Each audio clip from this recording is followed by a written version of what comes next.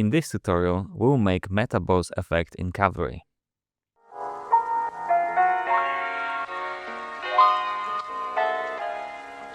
There are a number of ways you can make a metaballs effect in Cavalry. I'll show you how you can use multiple shapes to create a fluid-like transition, or a setup where you can use Duplicator for similar effect. So we'll be covering technique showcased by Dioxon on Discord, and what you need is 2 shapes. So let's create 2 ellipses. I'm going to change colors of them, one to red and the other one to blue. I'm going to rename them so it's easy to tell which one's which. And the way this effect works is that when you get your shapes close together, they will automatically create this kind of fluid transition in the gap between them. So what you need to do is add a Boolean modifier. Then we need to add path offset modifier, and one more time. So we need 2 path offsets. So this is how the layer stack looks like. So the first path offset modifier will be +1, and the second one will be negative. So what I mean by this is that one path offset modifier will simply push the shapes outwards, while the second one will bring them back in, so we'll end up with nearly identical size at the end of this effect. So to make this easier, I'm going to simply feed the positive modifier into negative, and then right-click, add expression, and use this simple expression to invert the value coming from positive modifier. So now I can easily change the positive value, and the negative path offset will simply invert this value. So next, select your Boolean modifier, grab your blue shape and drop it into the field over here, and then select the union mode. I can hide my blue shape, so Boolean modifier will simply join any meshes into one mesh. And now, when I move my red layer a little bit closer, you can see that Cavalry creates this bridge between 2 shapes. So this is the basis of our metaballs effect. Now to smoothen this out, you can simply check this box called rounded on both of them, and we have a nice smooth transition. But if you try moving one of the shapes, you will see that this effect of rounding up the transition between 2 shapes is quite heavy on the performance. So there are a few ways we can work around that so your renders don't take too long. So I'm going to uncheck the rounded options, and what I need to do is simply add extra geometry between these 2 shapes. So we can do this by adding, for example, Subdivide modifier, and now when you move your shape around, the calculations are much quicker, and we are still ending up with very similar looking transition. I'm going to delete the Subdivide for now. Another way we can smoothen this transition is to use Bevel modifier and just crank up this value a little bit, and as before, this is very responsive. I'm going to delete it for now and select my red shape again. And finally, let's pick Resample Path. Resample Path modifier has a number of options, and the main option is that it simplifies the mesh this modifier is added to. So I'm going to uncheck it, and I'm going to check it as Resample as Beziers. So as you can see, this is again responsive and creates a nice smooth curve. So hopefully this gives you a number of options to create metaballs effect, because in some shapes, you might want to keep the form intact while having smooth transition.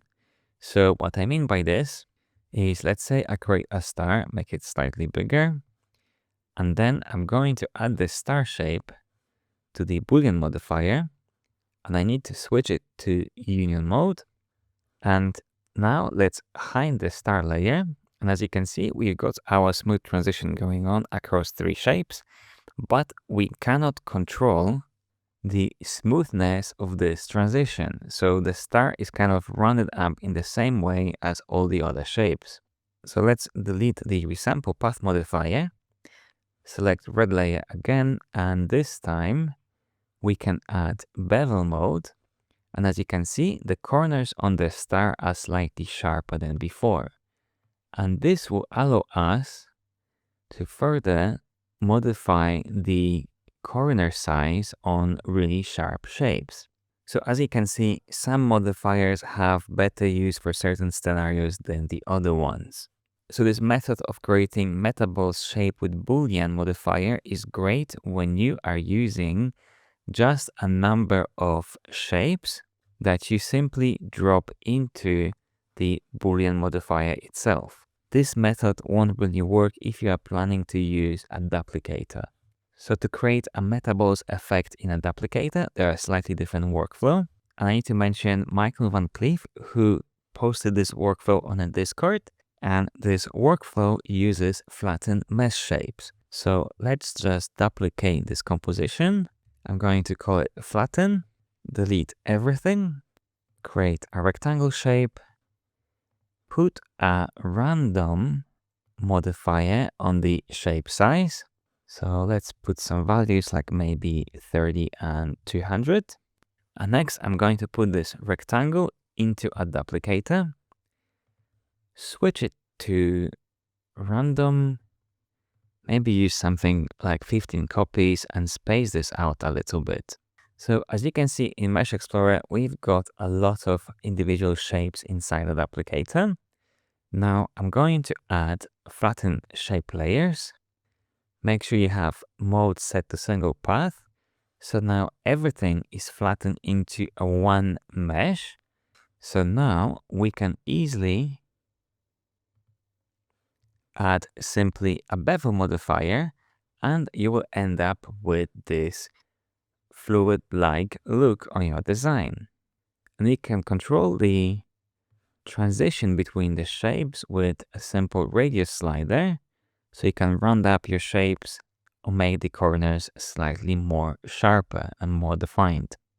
Now when I change the duplicator width size, you can see how shapes are being spaced out. But the one thing I would like to control is the distance at which we get this metaball effect. For example, I would like to close this gap over here, but I cannot do this with a simple bevel deformer. So we have to combine both workflows, the Boolean one with the flatten workflow.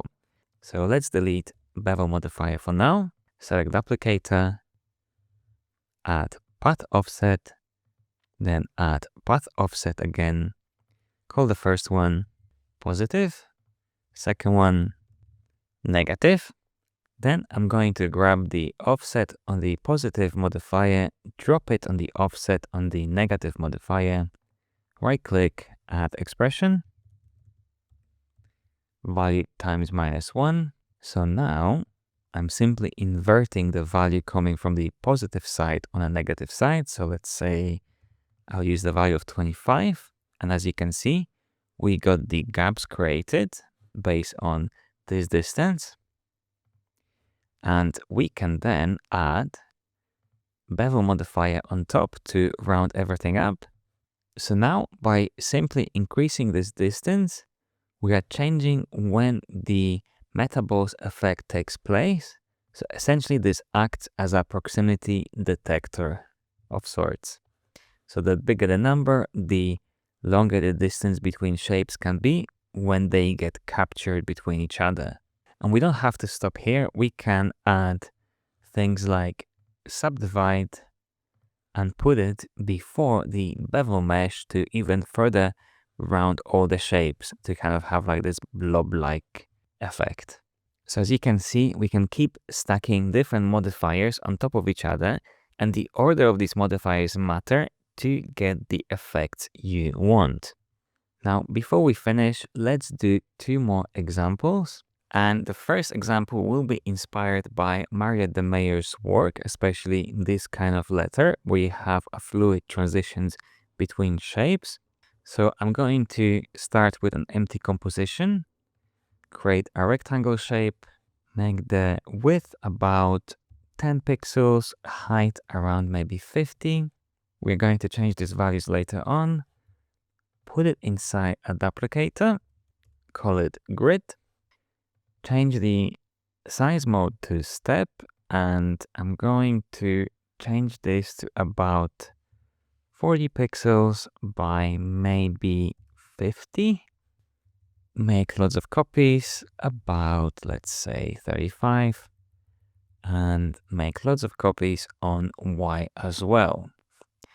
So I'm going to offset the pattern by half of the width, so minus 20. And actually, let's space them out a little bit more. I don't want them to be on a single line, so let's use maybe value of 70. Perfect. And I don't need that many copies, so I just want to keep everything within a composition. Perfect. We've got our underlying shape. Let's turn this off for now. Create your text layer. Center it for now, and I'm going to use C letter for Cavalry and just make it really big and maybe really thick in size as well. Like 1000 pixels will do. And let's change it to red. So what is going to happen is that we are going to use this letter to change the size of our underlying shape. And then we are going to create this metaball effect between these underlying shapes. So we can do this by selecting the rectangle shape, going to size, right click, behavior, value blend on the W, which is width. And I want to blend these shapes between 10 pixels and maybe something like 20. We're going to change these values later on. Go to Fall-Off tab, right click, add a fall-off, select the fall-off. Then go to Shape Type on the Fall-Off tab and change it to Shape. I'm going to use our letter as the input shape, turn it off, and as you can see, we've got this transition going on that some of these shapes are slightly thicker than the others. To make this more visible, I'm going to simply change the value blend to something like 2 on the first field. So now let's create the metaballs effect on this design. Select your grid, go to Deformers, select Flatten Shape Layers, make sure it's on single path mode, go to grid again, find the path offset and do it twice, so we have 2 path offset added to it. Rename one of them positive, the second negative, and as before, we simply take the value from positive path offset and feed it into the negative one. Right click, add expression, value times -1 to invert this value. So now we can create the metaballs effect, and I'm going to change it to about 10. And next, let's add Bevel modifier to round up all the shapes. And as you can see, there is stuff going on between these shapes. We got these kind of inverted connections going on. So the way to fix this is a little bit tricky, and essentially it's a numbers game. You need to space out the pattern so they don't overlap each other. As you can see, simple change of 1 pixel gets rid of most of this mess. And by spacing out the shapes on the W, we get rid of most of the connections going horizontally.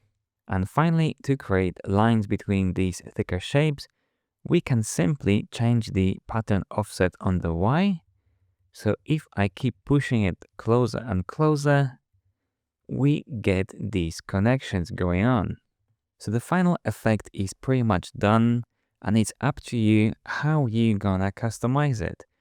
You will simply have to play with the values on the path offset, the positive one, the spacing between these shapes, both on X and Y, and the value blend, especially the second value. For example, if I increase it just by a few pixels, you can see we close the gaps between shapes. And now if I take down the value on the path offset, we get rid of those bridges between the shapes, and we've got a thicker beans in the middle.